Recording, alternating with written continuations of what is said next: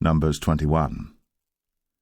And when King Arad, the Canaanite, which dwelt in the south, heard tell that Israel came by the way of the spies, then he fought against Israel, and took some of them prisoners. And Israel vowed a vow unto the Lord, and said, If thou wilt indeed deliver this people into my hand, then I will utterly destroy their cities. And the Lord hearkened to the voice of Israel, and delivered up the Canaanites, and they utterly destroyed them in their cities. And he called the name of the place Ormah. And they journeyed from Mount Or by the way of the Red Sea to compass the land of Edom. And the soul of the people was much discouraged because of the way. And the people spake against God, and against Moses. Wherefore have ye brought us up out of Egypt to die in the wilderness? For there is no bread, neither is there any water, and our soul loatheth this light bread. And the Lord sent fiery serpents among the people, and they bit the people, and much people of Israel died.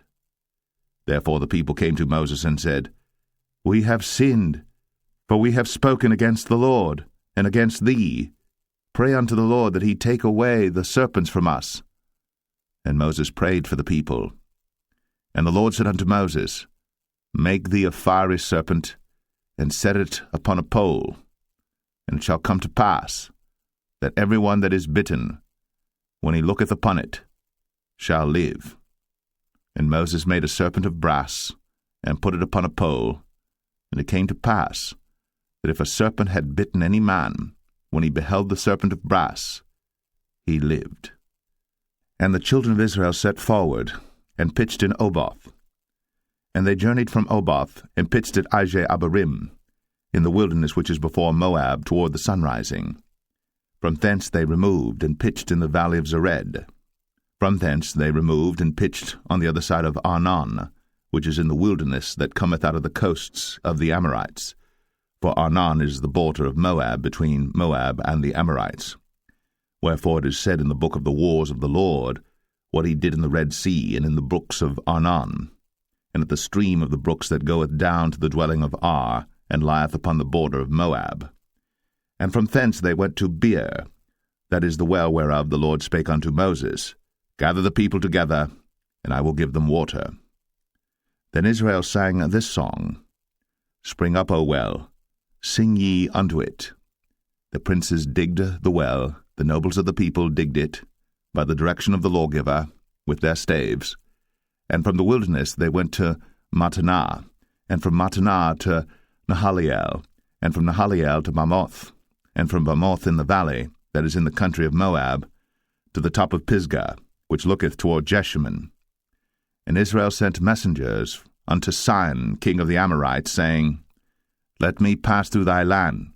We will not turn into the fields or into the vineyards, we will not drink of the waters of the well, but we will go along by the king's highway until we be past thy borders. And Sihon would not suffer Israel to pass through his border. But Sihon gathered all his people together, and went out against Israel into the wilderness. And he came to Jahaz, and fought against Israel. And Israel smote him with the edge of the sword, and possessed his land from Arnon unto Jabbok, even unto the children of Ammon.